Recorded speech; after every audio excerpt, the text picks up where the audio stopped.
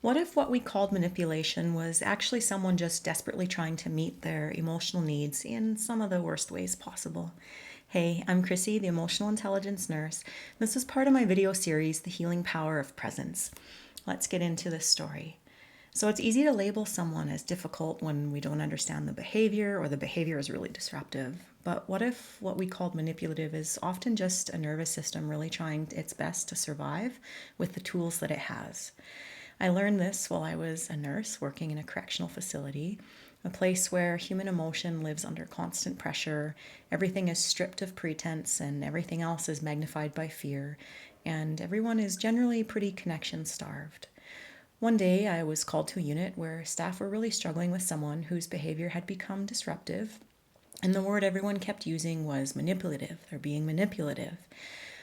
And you could feel the tension, the frustration. People were tired of not knowing how to deal with this. Staff was exhausted by the chaos and the volatility, and they just didn't know how to navigate it anymore.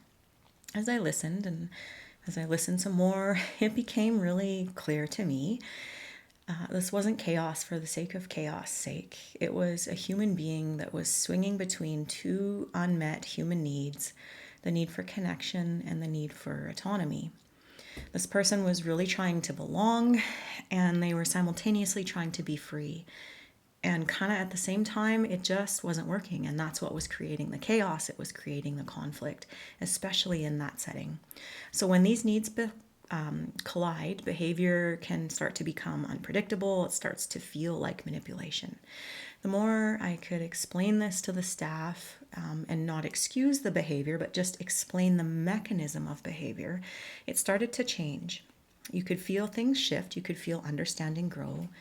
And you could see how staff started to understand how to navigate what was once judged as manipulation, now was understood as a behavior trying to meet a need. Staff could better navigate boundaries, could better communicate rules, and could better sort of put limits on behaviors that were disruptive.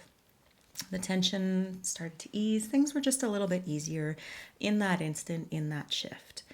So, what was constant conflict slowly turned into teachable moments. Staff began reinforcing healthy behavior instead of reacting to the chaos, which just fed into that painful cycle.